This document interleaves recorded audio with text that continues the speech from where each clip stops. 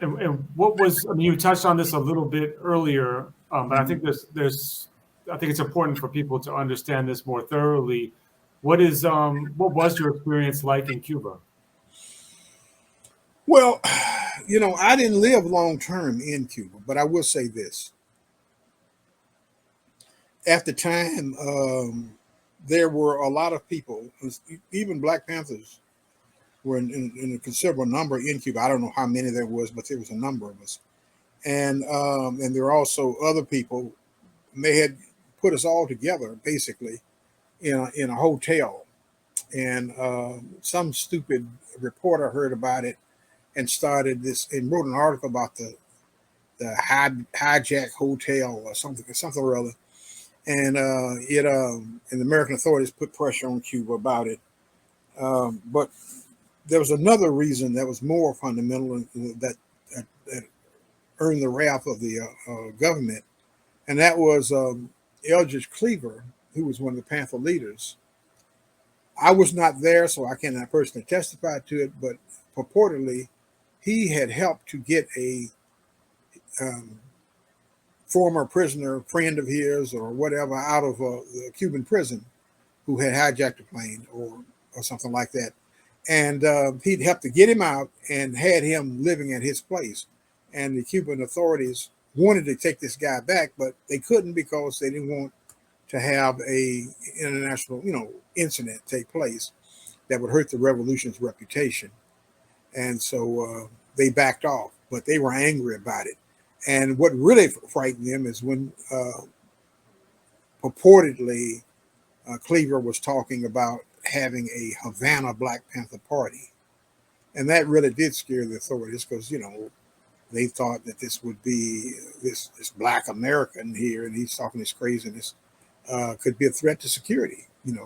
Not just him, but the idea of a Black Panther Party being formed. And so they couldn't move on him. They eventually got him out of the country. They put pressure on him to leave the country. But the rest of us were really persecuted. We were thrown into jail and kept in jail. Some people stayed in jail for years. In my case, they knew that I wanted out. I wasn't trying to stay there after being mistreated, and I went to I went to they came to me and told me that they were going to send me to Africa, and well, they didn't do that. They sent me to uh, Czechoslovakia, and as I said, and I got to Czechoslovakia, and the Russians, the Soviet Union, and the Warsaw Pact troops. This was similar to NATO. In fact, it was supposed to offset NATO at that time.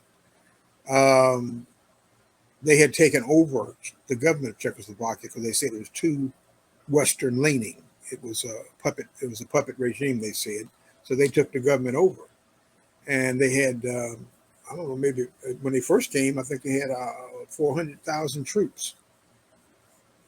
400,000 troops. I think if I'm correct about that. And they were, and this was a year later, so they still had plenty of occupying troops, and and so forth. And they ran the army, and they ran the police, they ran everything else, and they'd removed the head of the state. At least they put them under some sort of suspension or whatever you want to call it. And so I got there, and I saw this conflict and everything, and of course it didn't affect me except that having these troops there probably prevented these people in the, I'm not going to say in the government, but the citizens there from attacking black people and foreigners, as they put it. Czechoslovakia was a lot like um, ideologically like the Ukraine is now. It was under the control of the Nazis. They had persecuted all manner of people, especially the gypsies, so-called gypsies, the Roma people. They had taken those people uh, and rounded them up and was executing them, tried to wipe them out, just like they did the Jews. And that was during World War II.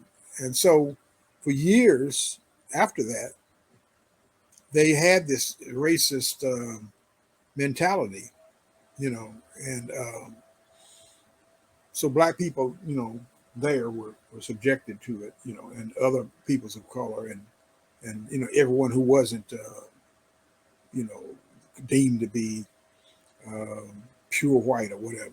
But they had a fascist mentality there for years after after all the war was over and everything, just like it is right now in Ukraine. There are it's widespread fascist ideology in culture there. And it wasn't when I got to Czechoslovakia. So I ran into a lot of that. And I believe that if it had not been for these Russian troops and so forth being there, they weren't all Russian. They were from several other countries as well. But if it were not for that, we might have been attacked, just like black people were attacked when the invasion first took place, and you had 16,000 black or African college students there, and many of them were subjected to persecution. It's wonder they weren't killed by these fascist militias. It's a wonder they weren't, but they were finally gotten out. But yeah, they faced grave danger at that time. Anyway, that's another story. And so I got to Czechoslovakia, and while in Czechoslovakia, I was able to hook up with a group of black students that had an organization of black students or African students in that part of Europe. It was based in Prague, Czechoslovakia. And so they took me in and protected me from the authorities in Czechoslovakia as well as from the American government. But eventually I had to leave and go on the run. I escaped and went, I was picked up by the American authorities. Eventually they sent the police and all this, and a bunch of them came in and pushed past the students and picked me up and took me to the American consulate and was going to put me on a plane and bring me back home. And somehow they made a mistake and took me into an area on the consulate, and I was able to escape out of the side door and run away. And when I got away, some of the black students met me, and then they shipped me off to East Germany. And in East Germany, eventually I was, told that they were going to help me get out of the country and go to Africa. They had, some of the black students had family, and they're going to hide me out, just get me out of the country, out of Europe, get me in Africa. But before that could happen, I was captured by American agents and taken into West Berlin and eventually shipped off to America. And once I got to America, the United States, back, I was in the New York Federal House of Detention. And that's where I met Martin Sostre, who was I always told people I was my mentor. I met Martin Sostre at that time in September of 1969 at the Federal House of Detention. And that's quite a story in and of itself. He was quite an extraordinary person, himself. When he was an anarchist, I didn't know what the hell. Well, I did know what an anarchist was, but it was always a person who was at that time, the anarchist movement in America, especially, was was not a working class movement. It was primarily a prankster kind of movement. It was part of some of the people were in the new left and so forth, but basically it was just a prankster kind of movement, and they did some valuable work, but it wasn't something that black people, or especially me, would be interested at all. If I had not met Martin Sostre, who had politically educated me about anarchism and about, some things of struggle that I didn't even know about, I would not have joined the anarchist movement. I probably wouldn't have ever became an anarchist. But meeting him at that time, and I was looking for a new perspective, a new radical political perspective anyway. I was dissatisfied with authoritarian socialism, Stalinism, whatever the hell you want to call it. And I was also dissatisfied with the black movement. One is it was being destroyed, but there were, even before that had happened, there, it started to break down and become more conservative, and started, brutalizing its own members. That happened in both SNCC and the Black Panther Party, brutalizing its own members. You had instances like that. Now, I'm not saying that the leadership ordered it, but it happened. And so you had those kinds of things happening. I was really becoming very disillusioned at that whole thing that was happening around in 69, 70, And so I met him. He started to tell me about revolutionary anarchism, started to, just give me an understanding of what the politics was supposed to be like, as opposed to some jokester or some clown wearing a stupid T-shirt or something or other. He was talking about some serious stuff, and I was linked to what he was saying. I was definitely linked to what he was saying. And during that period is when I say that I actually became an anarchist. I became serious about anarchist politics and anarchist thinking. And then, of course, later on, I got convicted in Georgia and went to the federal prison system. And in there, I did more reading. I got books and so forth. Now, Martin Sostre had really been an important figure in getting democratic rights, if you want to call them that, even while you're in prison, for prisoners, and to keep people from being abused just because you had a radical perspective or a radical book or whatever, and the right to receive literature, receive radical literature. He opened the door for that, and I was part of. When I went into the prison system, I was part of a national campaign by prisoners to file lawsuits and other things in the prisons they were in, to put pressure on the federal prison system, federal court system, which had a hands-off policy. In fact, they had that hands-off policy for 100 years. 100 years, they had a hands-off policy. They could be beating you, raping you, hanging you by the neck or whatever. And if you wrote a letter to the courts or sent a lawsuit to the courts, they didn't care. That you had no rights. You were a slave of the state, and that's all they cared about. They made a ruling on that to that effect in 1871. Said that prisoners, when you get convicted, you are a slave of the state, and your life is in the hands of the state. We ain't got nothing to do with it. That was their position for 100 years.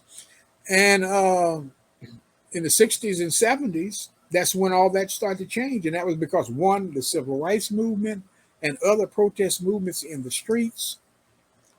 And then, two, the prison movement or the prisoners' rights movement came into effect as a full-fledged civil rights movement of its own. And they were able to transform the conditions for prisoners. When I went to prison, there was 300,000 or 350,000 prisoners in the whole country. Of course, it's much more now. You're talking about 2.3, 2.5 million people in the prison system. Not to mention people in the jails and the immigration centers and other places. Somebody said there's as many as 7 million that are being confined. It's the largest by far of any country in the world or any group of countries.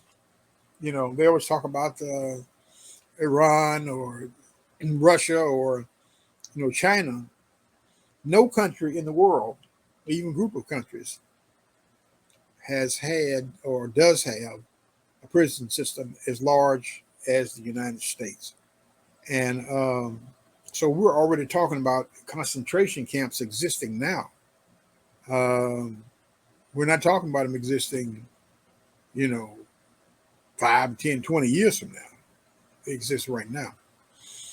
And at that time in history, though, the prisoners had become radicalized and they were protesting their conditions of confinement, of course, but also how Black people and other people of color they're the ones being railroaded to prison. They're the ones being forced to commit so-called crimes of survival. And because, there was there is today the police as an occupying army in the Black community who beat and kill and imprison Black people many times on cases they know are bogus. But that doesn't matter. They just, to control the community and so forth, they will apply certain measures and standards of repression of Black communities. And so when I went to prison as a 20-year-old young man who'd never been to prison in his life, they tried to kill me off by sending me, well, first of all, I was convicted by an all-white jury in a small town in Georgia, Noonan, Georgia, which even the guards, the marshals, and others that sent me there told me that it was nothing but a Klan hovel. And they told me that before the trial and any of that stuff. So I was convicted, and I faced the death penalty. Actually, at that time, if you hijacked a plane, you faced the death penalty. Theoretically, you could be sentenced to death. And so I'm down there with an all-white jury, and they convict me over the course of 2.5, 3 days. And of course, the trial was a joke. It was, totally a joke. And I got convicted. They grabbed me up and just drove me to the jailhouse right then. Drove me to the federal penitentiary. First to the Atlanta jail, the county jail. They got a huge county jail that had just been built there in Fulton County, Georgia. And they had me there for quite some time. And then later, after I appealed and all this stuff, and they considered me my formal conviction, then they went on ahead and sent me to the Atlanta Federal Penitentiary across town. This huge federal penitentiary, it was large, it was larger than some cities in the state of Georgia, which is still was pretty much a rural state, even though they had, big cities like Atlanta and, and others. But they sent me this prison, and this is one of the this is one of the most deadly prisons in the country. At one point, they had an investigation on so many people being killed there, why they were being killed and so forth, and how the guards, were so corrupt. They were taking contracts to kill people and all this kind of stuff. Anyway, when I went there, I was supposed to have been killed. Somebody put a contract on my life. And a Black official told me this, confidentially.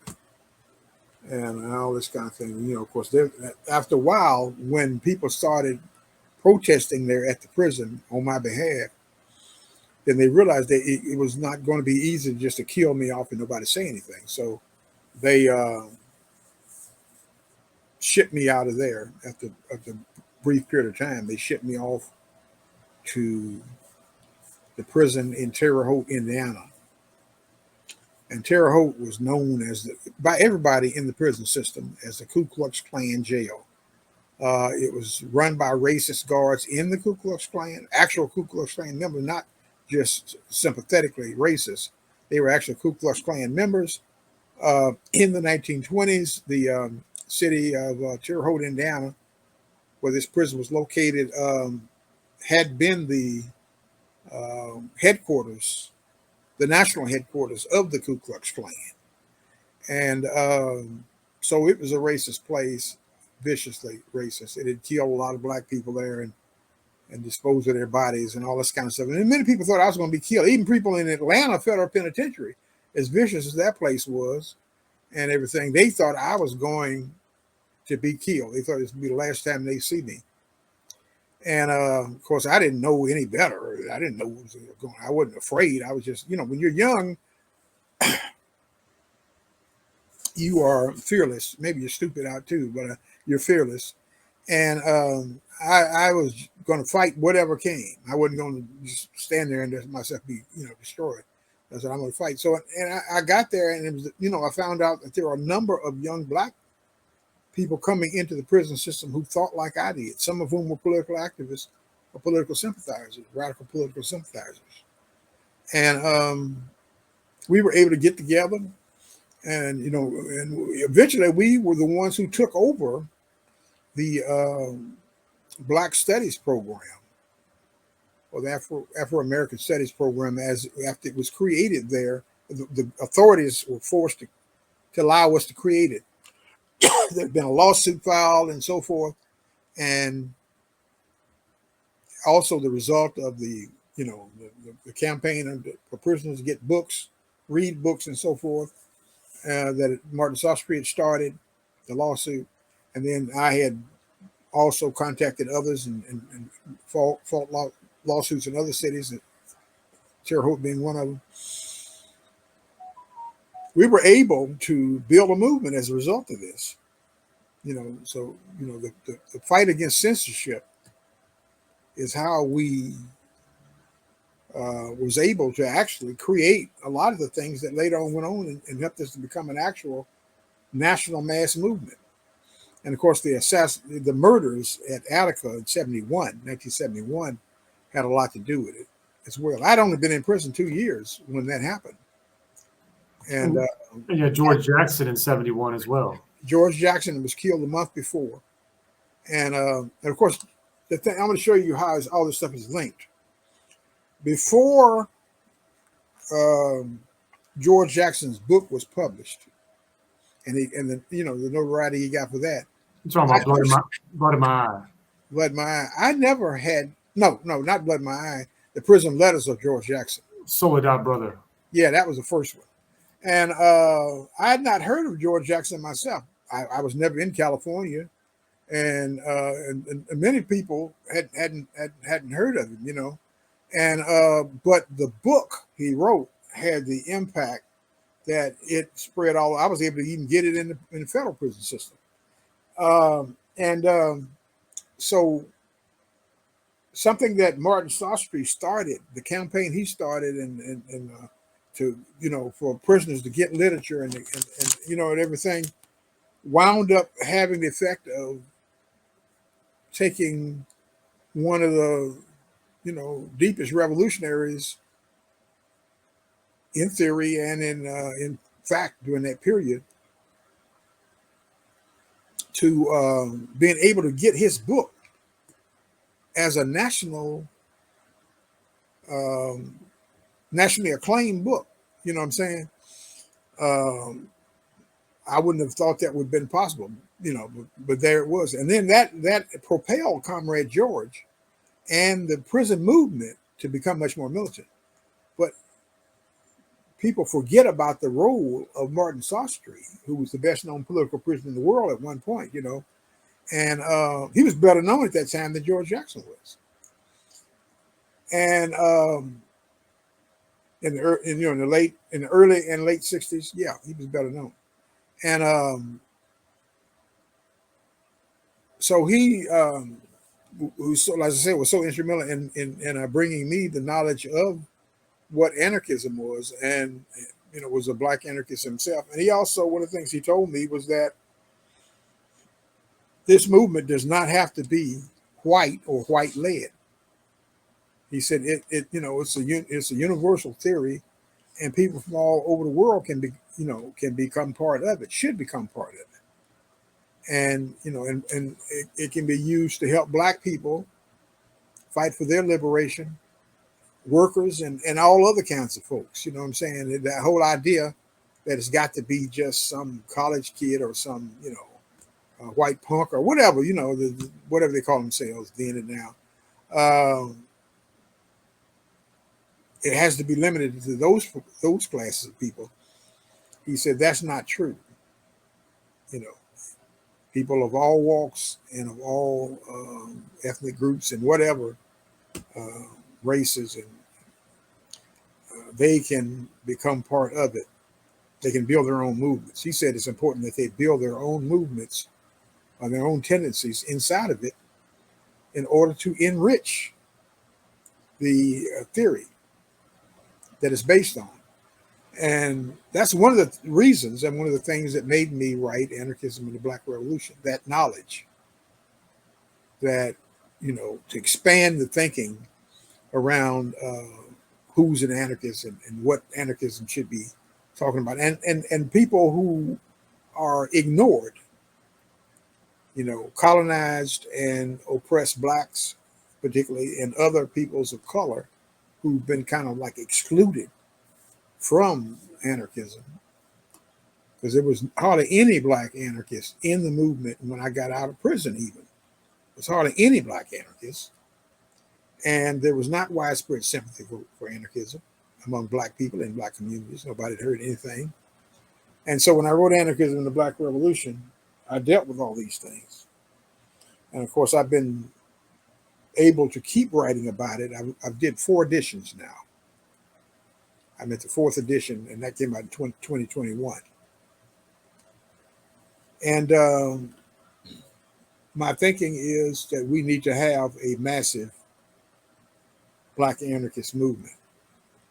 And it should be an autonomous movement, not in white groups and this, that, and other. An autonomous movement that can build its own politics and can work to build a worldwide black anarchist presence or tendency, which can change anarchism, which needs to be changed. They can challenge the Eurocentrism that's in it, and a lot of the narrow, I think internal racism even. People have disputed that. So I don't care whether they dispute it or not. I know what I lived through, I saw as an anarchist, and I've been an anarchist for 53 years now. Soon will be 53 years. And so no matter how great it is theoretically, let's just say that, if it is, but it needs to meet the needs of all kinds of people, not just the middle class or white folks that go to college or something, rather, that have the privilege of going to college, but poor and working class people of every ethnic group. Anyway, what else you have? Yeah, I just wanted to go back and ask a couple real quick questions. When you talked about being picked up in East Germany by agents, you're referring to CIA agents? Well, they were actually, the State Department had an agency called the Bureau of National Research, a very euphemistic name.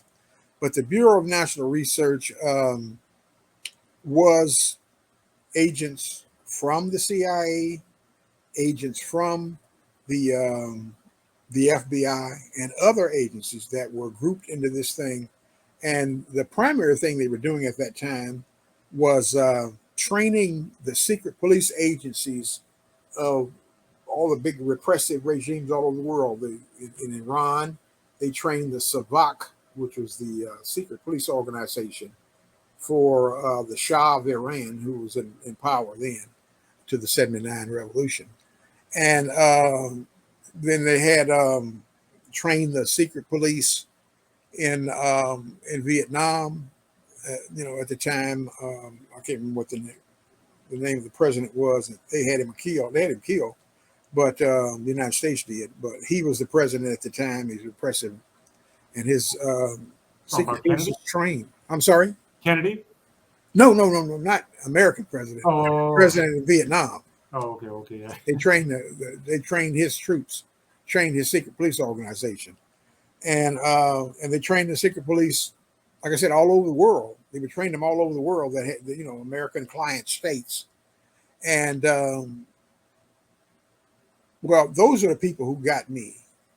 They came and kidnapped me out of East Germany, and they brought me across the so-called 5K zone, between East and West Berlin, and they brought me in to Berlin, and they tortured me for information even for a while, and then they were forced to release me to the custody of the FBI, and they had me flown back to the United States.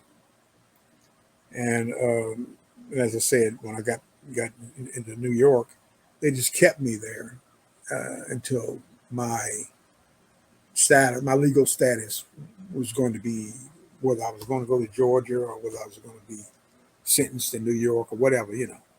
They kept me in the federal house of detention until that was all cleared up. That was like a month and a half before I was sent down.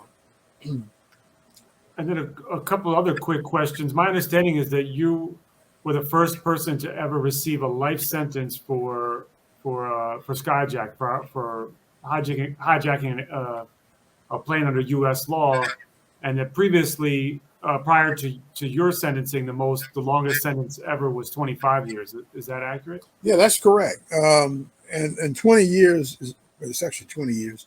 20 years is the minimum sentence for this particular so-called crime, and this sentence was meant to destroy me.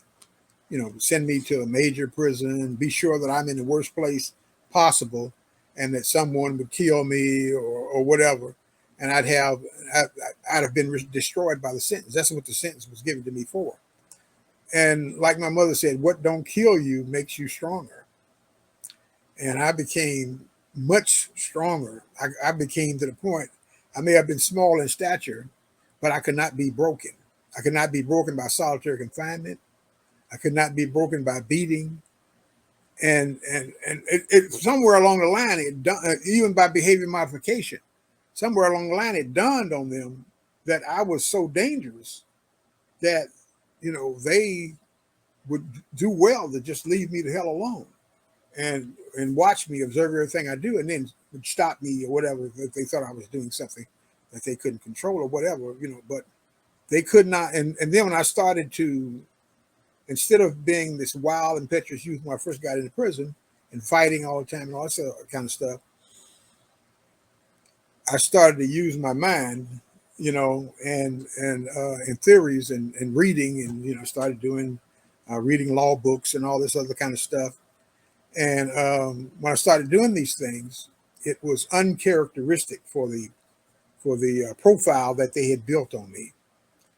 And so they had to back off of me for a while, and I started writing. They didn't really know I could write like that or could file lawsuits and all this kind of stuff. So I was using whatever was at my disposal that they were afraid of or that weakened the regime. That's what the hell I was doing.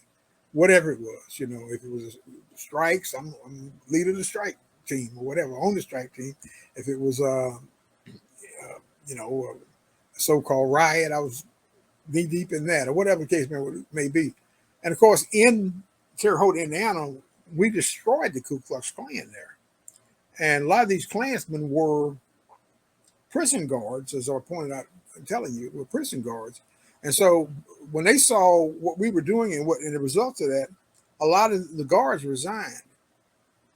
And the warden resigned, in fact. And this started happening all over, the prison I was in, but it also happened in other prisons when the effects of the prisoner movement, the rights movement, started happening, and things started happening in the sense that prisoners had a voice now. They had a movement that had to be respected, not because they loved it, but because they couldn't stop it. And so this stuff had a tremendous impact, on my condition in the prison system eventually. But it helped me stay alive. That was the first thing. It helped me stay alive. I think if it hadn't been the prison movement, I might have been killed at an early stage, like they had planned. They had planned that. And instead of that happening, I had grown stronger and wiser and became an intrinsic part of the prison struggle.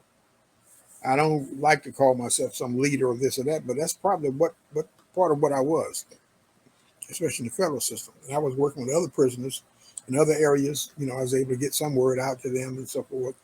But it was like it was happening all over the country. And of course, the Attica Rebellion really accelerated it. You know what I'm saying? And we had a voice. We had a prison media of different publications all over the country. We had groups in support of us, legal groups, political organizations, all kinds of stuff. We had a worldwide movement of support. And that was one of the things that, like I said, kept me alive on the one hand.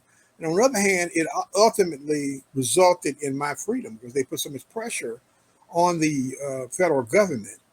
But, this is all before Reagan took over. And the pressure on these people, was tremendous on the federal government.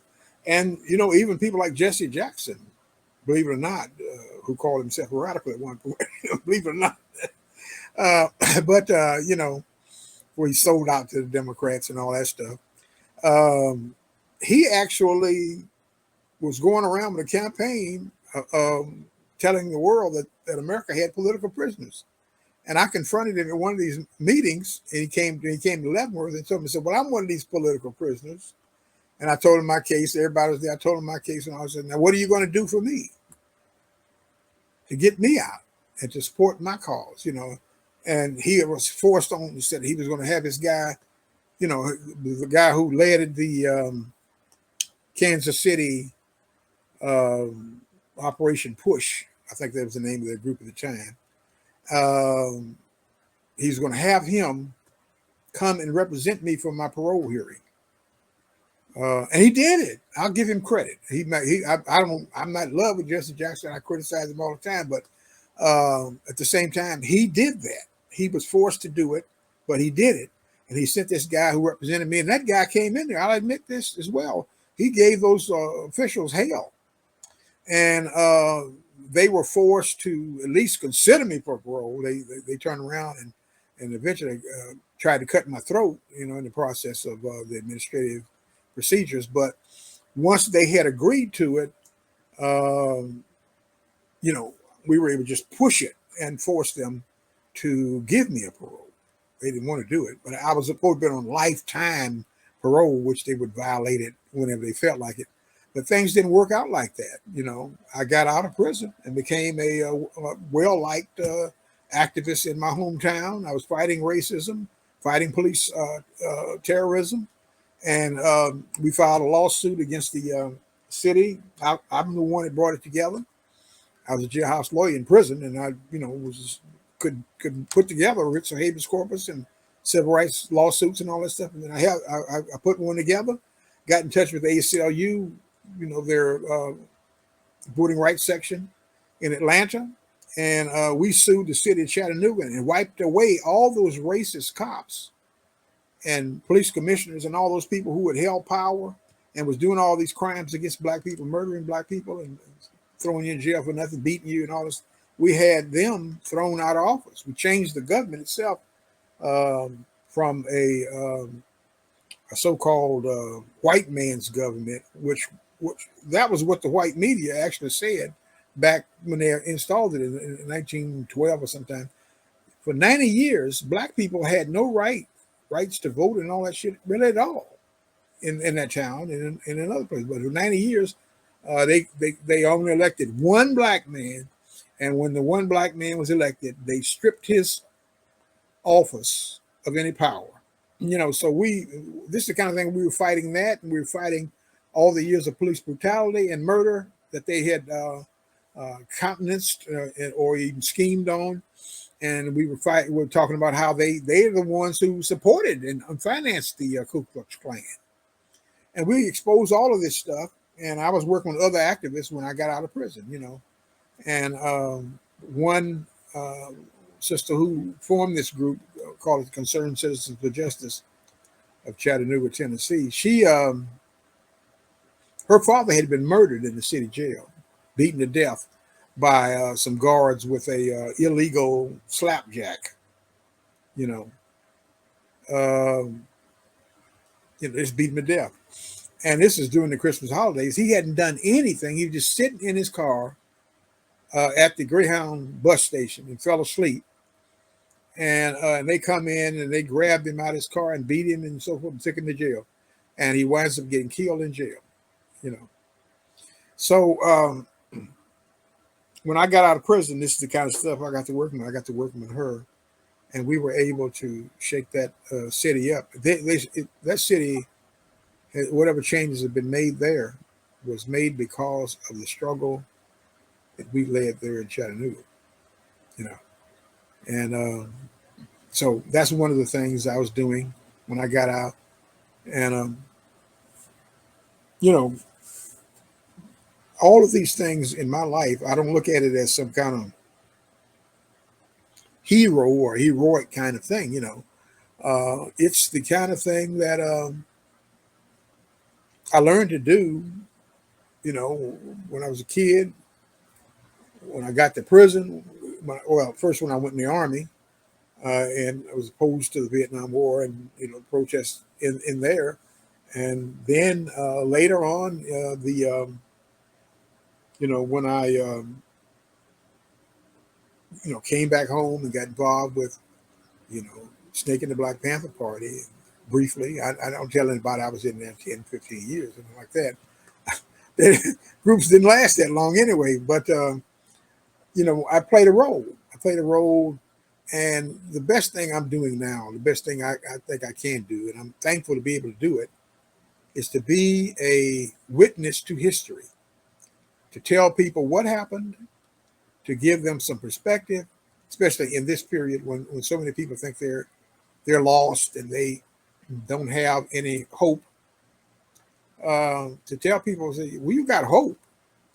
We were able to do things back in the day, even in the prison struggle. We were able to successfully do things even under the most stringent and repressive of conditions. We were able to beat back the officials. We were able to build a mass movement that got worldwide support. And though some of us died, some of us were crippled and so forth and what have you, the majority of us were able to stay alive, to see the effect of some of what we did. We didn't always win, but we did win many things. And it tells people in this period where so many people don't understand what they can do, tells them that you can struggle and you can win. And once you understand that, you will never be the same, and they'll never be able to stop you. They'll never be able to stop you. And that's what I always try to explain to people. Some people say, "Oh, he's not theoretical enough. He's this and he's that. We got to go through this and got to go through that." We've gone through so many things so that people in this period don't have to. That was what the 60s was about. The 60s was a revolution. It was not totally successful. They didn't, as you say, take power or put power, more importantly, put power in the hands of the masses of people. But they certainly beat back some egregious abuses and terrible forms of repression and so forth. They beat those things back by the power of that movement. And that's the things to understand. You got to understand things that you did do that were successful, and you got to understand it and claim them, because anybody else is going to claim them for you. Claim those things. And you also have to understand the things that you failed to do, and so that you can tell people in the next generation. And this is where I'm at right now. I'm at the next generation and the generation after that, actually. And I'm telling people, this is what you need to do to struggle right now. I can't do it in every instance on every issue, but some issues I do it. For instance, I'm doing it right now with the in the prison movement, with mass imprisonment and with censorship and book banning. I'm telling people that this is a fight against fascism. This is the early stages of fascism. They use the ideological tool of banning certain books. They want to ban black books, especially radical black books. They want to ban gay and literature, and say that it's filth and perversion and so forth and so on. So we have a responsibility to fight now and unite with young people, particularly. That's who's the ones right now fighting against fascist censorship and book banning. We have the responsibility to do that, especially since we know that was the early stage of fascist organizing in Nazi Germany. So this is some serious stuff right now. And so for me, I just been an organizer and a person who took part in movements. I didn't run nothing. I'm not a leader. I know that's why I became an anarchist, because I've never seen myself as a leader. I've never asked for anyone to obey me or something, on the result of some kind of personal loyalty or whatever. I just part of a movement. I'm thankful to be able to tell people about it, to put it within more serious context, and to be in a position that hopefully, and I don't know, that I can see a new movement come about. You know what I'm saying? I mean, it's starting to happen, but the government recognizes how dangerous the 60s was for it. This government almost went under. At one stage, even the Black Panther Party was holding meetings to create a new constitution and stuff like that. When they heard about that, they went crazy. We had to hurry up and stamp these people out. So that's in fact who I am and where I came from. And as I say, I'm thankful to even be alive to talk about it. And I guess my role now is just to explain certain things to people so that they can then carry on the struggle. That's the way it works. The next generation has to carry on the struggle. But sometimes you need a person or persons or activist generation that can and will be willing to tell the next generation or generations what they went through, and how in this period we believe that you can do this and this now, to take it to the next level, to take us to another level, and to finally win this long struggle. Some people say, "Oh, we've been oppressed for 500 years, and we're not the only people on the face of the earth that's been subjected to this. There have been people who were subjected to it longer, that came out of it and became independent and even autonomous of the government of the United States or whatever imperialist regime was in power. We can do the same. We can end this whole system of oppression and abuse, but we won't do it unless we're willing to fight on one level or another. You know what I'm saying? We can't depend on politicians. We can't depend on preachers and other opportunist forces that want to say that they control our minds and our communities so that they can then curry favor with the rich. That's where we are right now. We the rich are there. After the 60s took place, they said we can never let something like this happen again. They say that, and they said that, and they erected a kind of system now that, on the one hand, wants to co-opt the struggle. They want to claim that you don't have to fight like that anymore. You've got representatives in the government now, and blah blah blah, this and blah. And the reality check are these police murders of black people, particularly these police murders of black people that happen damn near every day in this country. The fact that people have been starving for 20 some years in the streets, a class of homeless people in the richest country in the world, and the level of economic inequality, where you got billionaires, a class of billionaires, at the same time you got a class of beggars, and people are getting poorer. The rich are getting richer, and the poor are getting poorer. And so all of these things should tell us that we need to fight and to change. Somebody said, well, what do we need to change today to change the world? You need to change what you know is wrong. You need to change what you know is oppressive. You need to change this system, since you can't reform it any longer. Change it and build a new society altogether, And so that's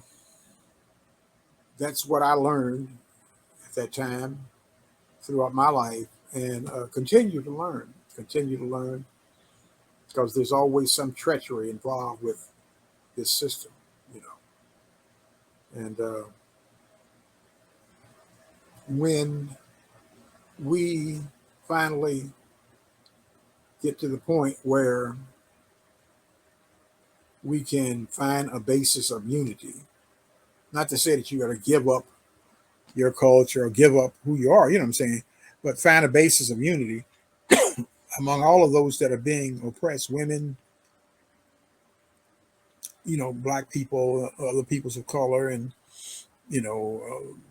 oppressed, people that don't have a job, don't have money, starving to death. When we start to do this and can build a mass movement that can't be stopped, it can't be stopped. The United States has weaponized nonviolence, believe it or not. They weaponized it as a tool to overthrow governments now. They don't even use the traditional coup. Traditional coups don't work.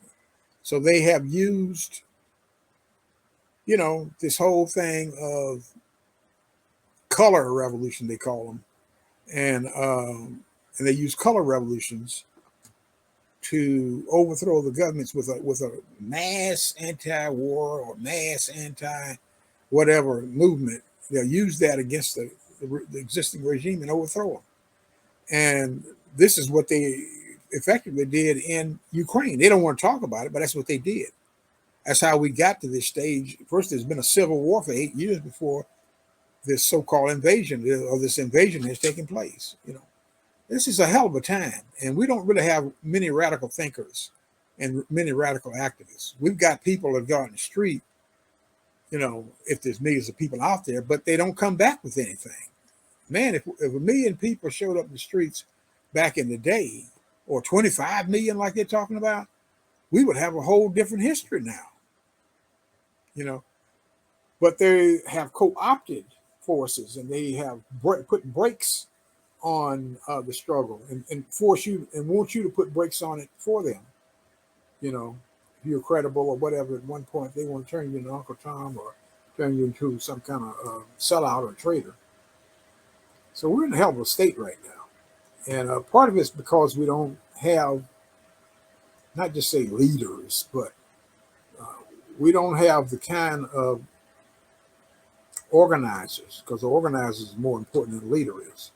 We don't have organizers in the communities and in other spaces that's able to radicalize the thinking of people to understand that they can change the world. And here's how. We don't have that right now. We don't have a lot of that. So I'm trying to be one of those people. I don't think I'm the only one. I don't have any trip or illusions about I'm some so-called special person or something or other. I'm just special only in the sense that I've lived this long to be able to tell people about what has happened and what can happen. That's the only thing at this point that makes me any different from anybody else. I didn't run anything. I didn't serve as any leader of this, that, and the other. I was just a personality. Somebody sold a newspaper and did other things and was able to have a conversation with people, politically educate people. And that's all I've ever done down through the years. And so in looking at this as my life story, I mean, there's other things involved too. I haven't even talked about my history as an anarchist in the United States, as a world, I should say, anarchist in the world. I haven't talked about that, but I've talked about what I wanted to talk about, I guess, or what I should talk about. Is how I got to be who I am, or what I'm doing.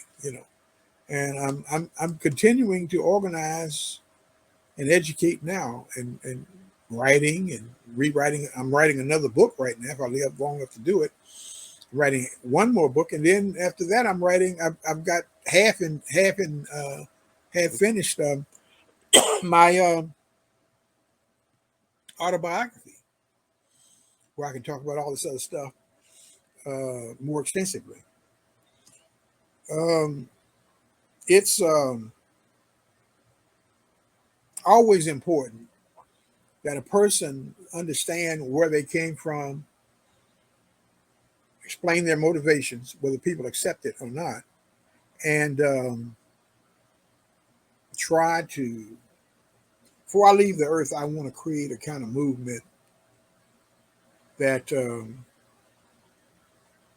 can shake the authorities and shake the state, can overthrow it, obviously, and can create a new kind of society. I may not be here to see it, probably won't, but once you lay the foundation for something, sometimes it can carry on its own right and build a movement that is totally different from the radical movements of the earlier period.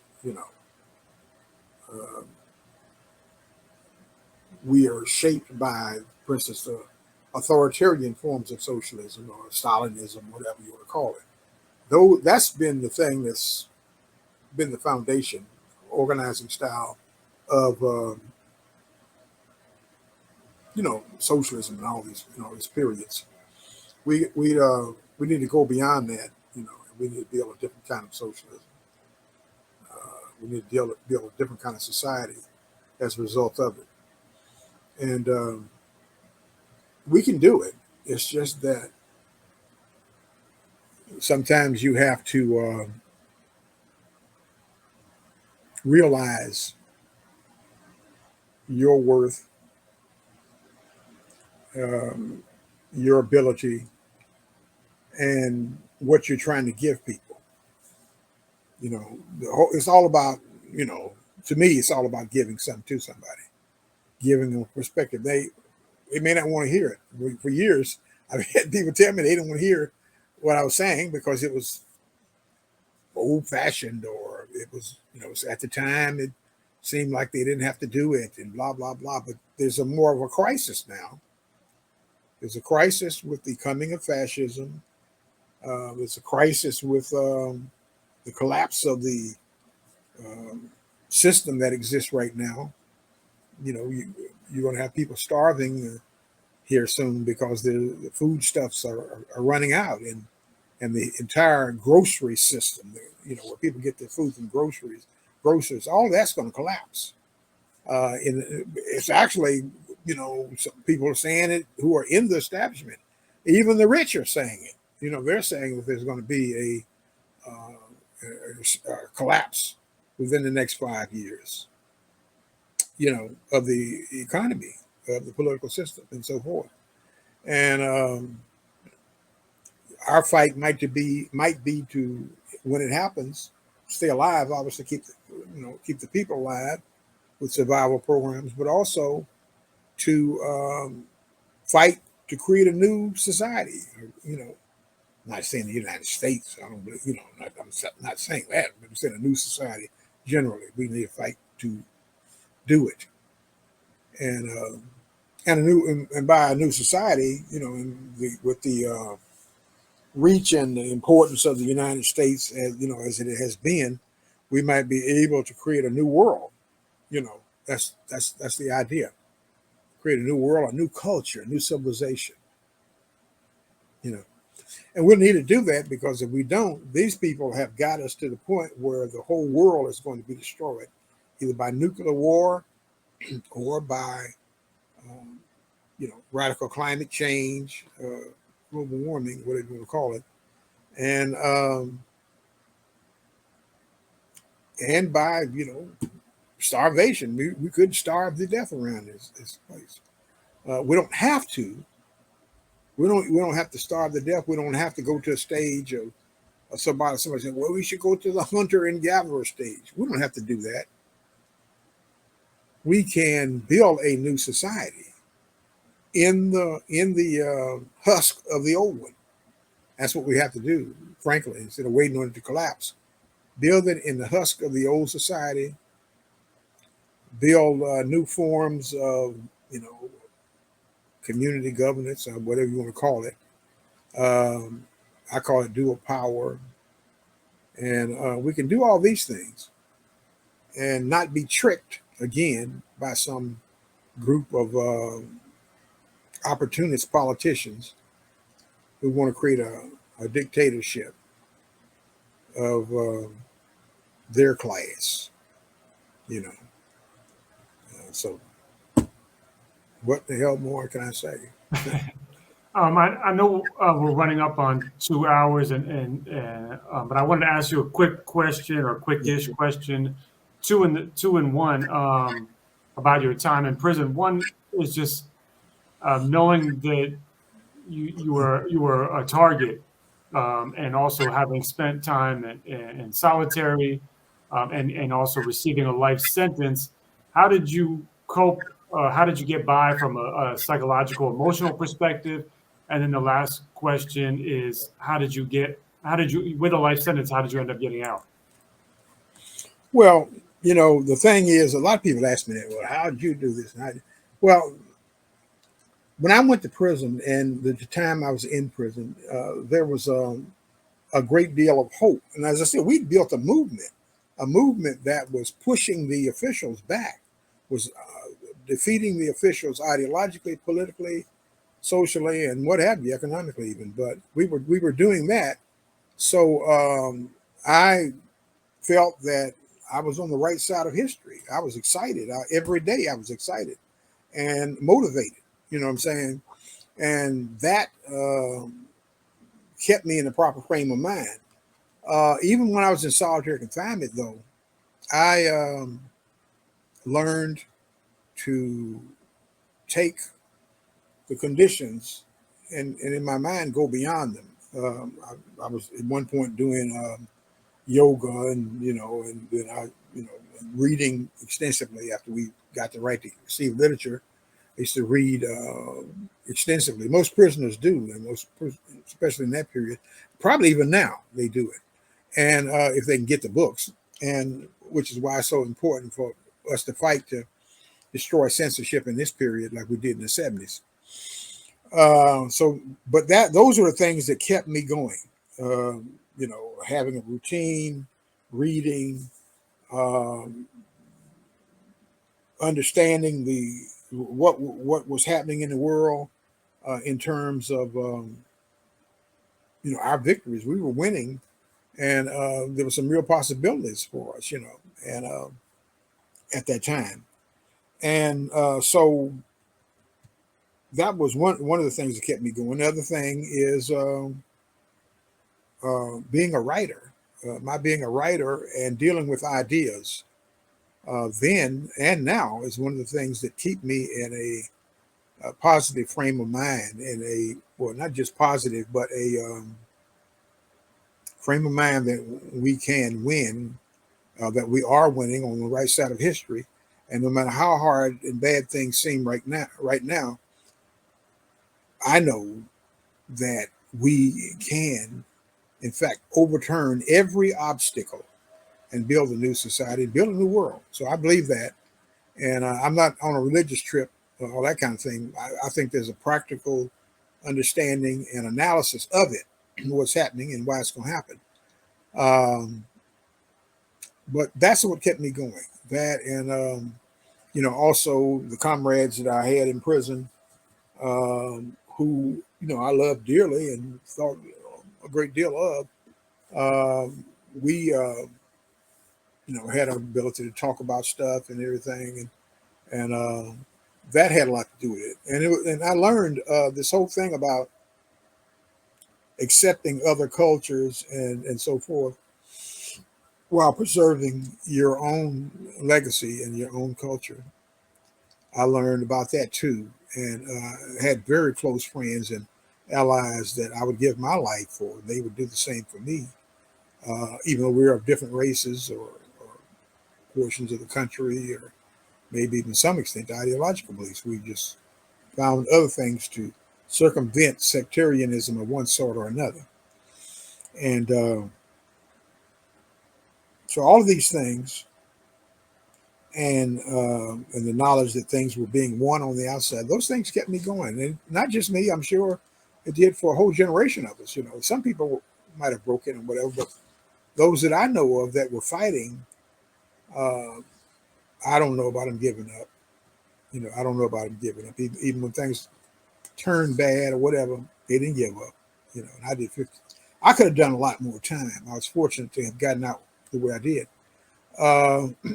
I had the Anarchist Black Cross and a group that had broken off from the Dutch wing of the Amnesty International, which was very powerful at that time. They had formed a group that supported prisoners. They were a pro-anarchist organization.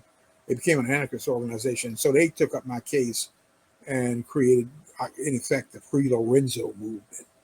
And that helped me a great deal, especially on an international basis, because every time the American officials would go somewhere talking about human rights and this and that and the other, somebody get up and say, well, what about Lorenzo Kom'boa Ervin? He's over in a cell and such, and he's been beaten and within an inch of his life, and so on and so forth.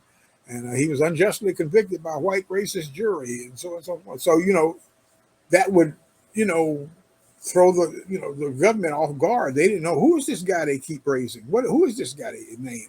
They knew who I was, but I'm saying, I wasn't a celebrity or anything. So they wanted to know what the heck was going on. We're going into countries all over the world and people are talking. And this is before the internet now, this newsletter that was put out by this group called Talk, which is the group that had broken away from the Amnesty International in Holland. They help a prisoner oppose torture committee, Talk. And they were really strong in my behalf. Their newsletter went out to 100 different countries, and they would talk about cases of people who were in prison and railroaded and all that stuff. And so the word was getting around. Now, strangely enough, in America, I didn't have a great deal of support from the anarchist movement. I did not have a hell of a lot. Now, individuals or somebody in Canada somewhere or whatever, or something, but basically in Europe and at one point in Africa, I had people in Africa were supporting it, and the Aborigines and the anarchists in Australia and New Zealand supported my case, and so there was some support that helped to push me out. They were able to do it, and then eventually a movement was formed in the United States, the first movement, and after that there were others in other cities as well. It wasn't a mass movement in the sense that there was a whole lot of people involved. In my case, I was part of the Marion Brothers and And there was widespread international support for Marian Brothers and other things I was involved in. And as a writer for prison newsletters and newspapers and stuff, and I helped write. I helped give. I didn't write it, but I helped give some of the material for the that book, "Kind and Usual Punishment" by Jessica Mitford, that got I think she got a major book award. I can't remember whether it was. I can't remember what it was. I don't know, but she got a major book award for that, and I was one of the contributors to that. All the federal stuff that about the behavior modification program in Springfield, Missouri, at the so-called prison hospital, where I was locked up, in '72, I think it was. I was able to get out. I forced my way out with a lawsuit and stuff on the outside, protests. They were protesting all the time at that place. And I wound up getting out before all the other prisoners got out, and the class action lawsuit was filed. I learned to fight. I filed my own lawsuit. That's what got me out. And so I got out, and I was organizing and around in that prison. I was still in it, so-called hospital, and I got hold of some files about that behavior modification program, called it the START program, special training and special treatment and rehabilitative training. It's always something euphemistic, fascist garbage, but that's what they call it, the special treatment and rehabilitative training program to retrain the minds of prisoners. It's supposed to have been brainwashing. And we were able to defeat that. It became a worldwide issue. It was in all the major news magazines in the United States and on television and stuff. And so we were able to destroy that project. They closed it down, that first behavior modification program. This is before Marion was created. And when they closed it down, that book became massive. Like I said, I contributed to it. I don't know if she ever called my name or whatever. I wouldn't care about that anyway. But I remember I did contribute a considerable amount of information that nobody else could get their hands on, and I got it out to her, and she put it in the book, a whole section dealing with the START program. I think she protected me. She didn't want to give my name as one of the sources. I was a protected source. So she didn't want to. You could get killed in there. You know what I'm saying? If they know you're doing all this stuff, you could be killed. There were friends of mine were killed that had been activists, were killed in prison. So she knew that, and she was trying to protect my life, keep me from being scooped up and killed, put back in there or whatever. So, that's the kind of stuff I was doing. And to this day, I think about these things, but I don't think about it just in terms of myself. I think of it in terms of how the prison movement came along at that time, had never been in existence before like that, or after, nor after has it been that way. Maybe individual prisoners or maybe a prison facility or whatever, but there's never been a mass movement in the prison system, which was massive numbers on the outside of people who supported the rights of prisoners. Some of them were active, some of them weren't, but there were a lot of them that were. And then there was, the prisoners themselves had been radicalized. And so these things, which were around me and I could see them and touch it, that's what kept me going, gave me hope. And eventually I got out. I knew I was going to get out. I wouldn't worry about that. Some people, you're in prison for life. You're not going to do this. You're going to die old man. And unfortunately, some of us have stayed in prison and died of old men, old age, I should say. It didn't happen to me. And I don't know. Something I say is because I took actions in my own hands instead of waiting on some committee or waiting on this, that, and other. Although my defense committee helped to get me out of prison. There's no question about it. But if I had not been fighting myself, it wouldn't have happened. You know, What year did you get out? 1969. I'm sorry, no. 1984. 1984. Yeah, you went in 69.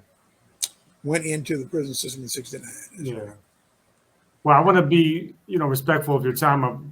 We've been speaking for over 2 hours now, and I could ask you questions for a lifetime. Yeah. So I think we should probably stop, but hopefully you could come back on the show another time and speak more if you would be so generous. Well, it's possible. I suppose that can happen. Like I said, I'm thankful to even be around here able to talk about it at all. I'm thankful that there are people who are interested in what I have to say. A lot of people, get older, no matter what they were as an activist. People, don't necessarily want to hear what they have to say, and so I'm thankful for both of those things, that I'm here to be able to say it, and that some people are interested in thinking what I say is of value. That makes a difference. So I thank you for having me on the broadcast. No, I thank you, and it's a gigantic honor, as I said in the beginning, and absolutely want to learn from you, and I've learned a lot tonight, and hope to learn again more in the future. So thank you for coming on the show. Yeah.